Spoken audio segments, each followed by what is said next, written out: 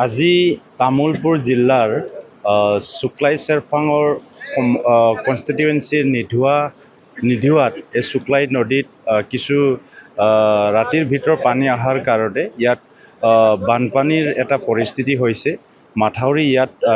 মাথাউৰি ভাঙিছে।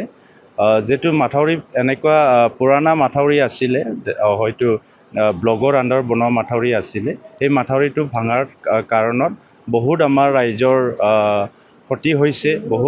বহুত খেতিয়কৰ কচুৰ পৰা আৰম্ভ কৰি বিভিন্ন খেতি ইয়াত নষ্ট হৈছে। তো মাথাউৰিখন মেৰামতি কৰাৰ কাৰণে মই অলৰেডি আমাৰ DC ডাঙৰীয়াক মই ফোন কৰি জনাইছোঁ। আমাৰ ৱাটাৰ ৰিচাৰ্চ ডিপাৰ্টমেণ্টৰ অফিচাৰসকলক জনাইছোঁ। চাৰ্কেল অফিচাৰ ইয়াত আহি আছে। সকলো ইয়াত ইমিডিয়েট একশ্যন লোৱাৰ কাৰণে আহি আছে।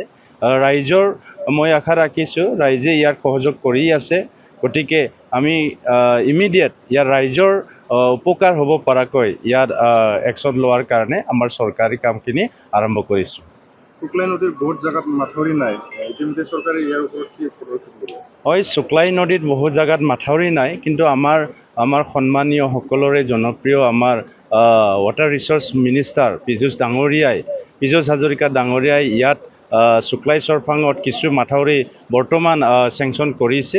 আমাৰ নিধোৱাটো আমাৰ কিছু মাথাউৰি, আমাৰ 3 কিলোমিটাৰ মাথাউৰি অলৰেডি চেংচন হৈছে, টেণ্ডাৰ প্ৰচেছত আছে। গতিকে তেখেতৰ যি আমাৰ মহানুভৱতা আমাক সহায় কৰিছে, তেখেতক মই ধন্যবাদ জনাইছোঁ। আৰু আমাক কিছু মাথাউৰিৰ প্ৰয়োজন আছে এই শুক্লাই চেৰফাং এই নিধোৱা অঞ্চলত। গতিকে তেখেতক আজি মই এই ৰাইজৰ হৈ আকৌ যি জাগাত মাথাউৰিৰ প্ৰয়োজন আছে, যেনিবা পশ্চিম নাওকাটা, ইয়াতেও আমাৰ মাথাউৰিৰ প্ৰয়োজন আছে। এই মাথাউৰিবিলাক তেখেতে আমাক অনাগত দিনত চেংচন কৰি দিব বুলি মই অনুৰোধ জনাইছোঁ ৰাইজৰ।